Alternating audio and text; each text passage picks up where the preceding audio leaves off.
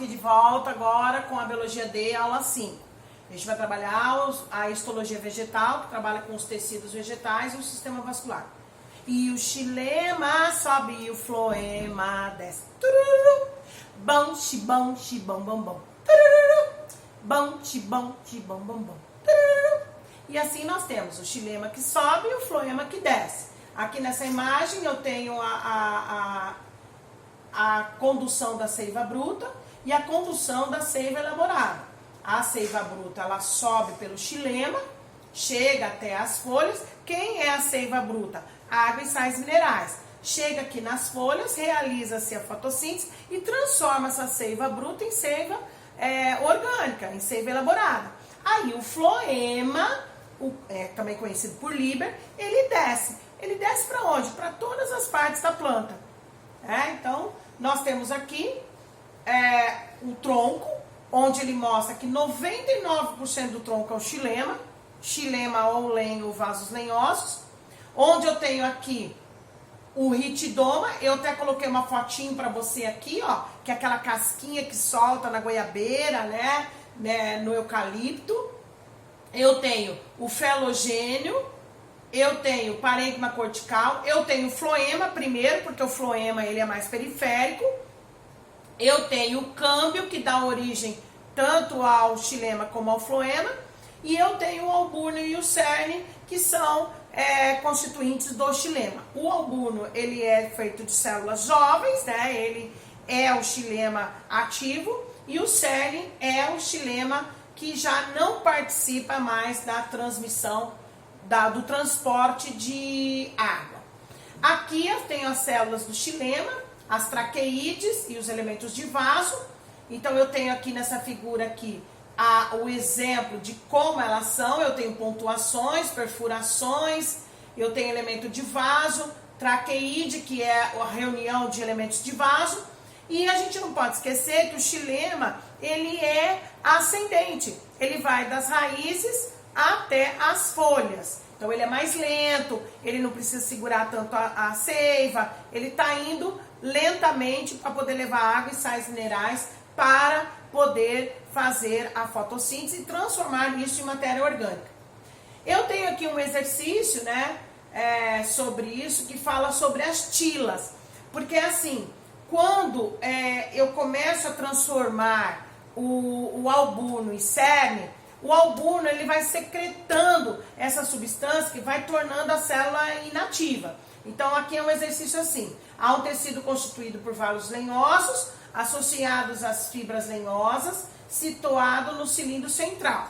Durante o inverno, a parte dos vasos lenhosos pode ser bloqueados ou obstruídos por expansões de células do parênquima, denominado tilas. O parênquima é um tecido da planta que é o mais encontrado na planta. Eu tenho vários tipos de parênquima que a gente vai ver ao longo das aulas. E esse tecido é denominado o quê? Xilema, letra A. Porque é quando o albuno está entrando em desuso e passando a ser cerne. Tá? Eu até coloquei ali uma denominação de tilo, que significa, e ali entre parênteses eu coloquei o albuno sendo transformado em cerne.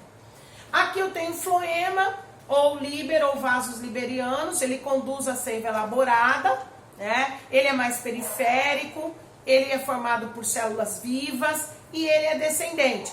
Como ele vem das folhas para as demais partes da planta, ele vem com uma rapidez muito grande. Então, por isso que ele precisa desses tubos crivados. Esses crivos, eles dão uma segurada na seiva, que é para ela descer lentamente e acabar nutrindo todas as partes da planta. Então, eu tenho aqui as placas crivadas. Eu não posso esquecer que eu tenho as células companheiras, os elementos do tubo crivado. Então, perceba, são túbulos que têm uma certa freagem dessa seiva, para ela não ir tão rápido, tá? Aqui eu tenho floema, liber ou tecido crivoso, mostrando para você a placa crivosa, a célula companheira, as células do crivo, tudo isso para assegurar o transporte dessa seiva. Então, os elementos de tubo crivado são as células que transportam a seiva elaborada. Essas células são anucleadas, possuem vacúolos e parede celular formada por celulose. O metabolismo desses elementos é controlado pelas células companheiras. Então, é diferente um pouquinho do xilema, porque o xilema, como ele é ascendente, ele vai, contra a ação da gravidade, ele vai mais lentamente, então ele não precisa dessas estruturas para segurar a seiva. Em contrapartida, o floema, como ele vem com força total, para poder distribuir toda essa seiva de forma uniforme, ele tem esses crivos, ele tem essas placas crivadas que vão segurando a seiva. Aqui, essa figura é Super Mega Power Blaster importante, ela é Super Mega Power Blaster cobrada, né? Onde eu tenho o corte, você vê aqui, né? Tem até um serrotinho cortando o caule para você ver.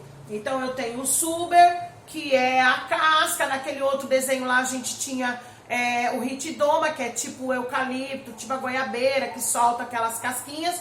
Aqui o Suber é a casca também, pode ser até a cortiça, que forma a rolha. Eu tenho o felogênio e o feloderme. Tudo isso a periderme. É como se fosse a pele, a casca da árvore. Então, o felogênio, ele é um tecido que vai dar origem tanto ao Suber como ao feloderme. Daí a gente entra num cilindro onde vai ter o transporte da seiva. E eu tenho aqui o xilema e o floema. O floema, ele é mais periférico, ele é formado de células vivas, ele está bem mais próximo do Suber, da periderme, do que o xilema. E não se esqueçam, 99% do tronco é feito de xilema. Tá? E o câmbio é aquele tecido embrionário que vai dar origem tanto ao xilema como ao floema. Tá? Aqui, eu coloquei para você uma tabela comparativa entre o xilema e o floema. Então, função do xilema. Além do xilema conduzir a seiva bruta ou inorgânica, que é água, sais minerais, como ele é feito de células mortas, lignificadas, ele tem uma outra função, que é a sustentação da planta.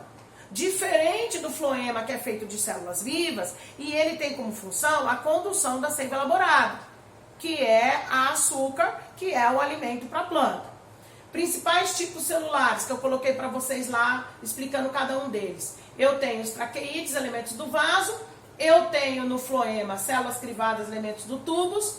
E o crescimento primário e o crescimento secundário, tanto do xilema como do floema. Tá? Aqui, um primeiro exercício. Eu adoro esse exercício, porque envolve um setinho bem legal, que é o pulgão. O pulgão, ele precisa desse açúcar, né? Ele precisa se alimentar disso. Então, a figura 1 representa um pulgão sugando em um caule herbáceo de uma angiosperma um líquido que contém glicose. E a figura número 2, o interior do mesmo caule em corte transversal. Então, eu tenho a parte 1, a parte 2, a 3, a 4 e a 5. Examinando as estruturas indicadas na figura 2, é correto afirmar que o inseto obtém o líquido apenas em quê? Gente, se é açúcar, ele está sugando esse alimento através da sua probóscide, que vai ser introduzida no floema. Então, ele tem que tirar a seiva elaborada do floema, mesmo porque o floema é mais próximo do caule, né? Ele é da periferia do caule. Em contrapartida, o xilema, ele é central, do cilindro central. Então, eu tenho aqui, como floema, a estrutura 3. Eu coloquei para você aqui o significado, o que significa cada uma das estruturas. O 1 é epiderme. O 2 é o colênquima. O colênquima é um tecido de sustentação com células vivas. O floema, condução de seiva elaborada. O xilema, condução de seiva bruta. E o parênquima, que aqui provavelmente é um tecido de preenchimento. Tá? Beleza? Então, por isso que aqui ficou correto a 3, que é a letra B, que é exatamente o que representa o floema. Beleza? Eu tenho exercícios para vocês fazerem no livro, os exercícios das páginas de 3 a 6. Muito bom! Participe, estude, amo vocês, fiquem em casa. Beijo!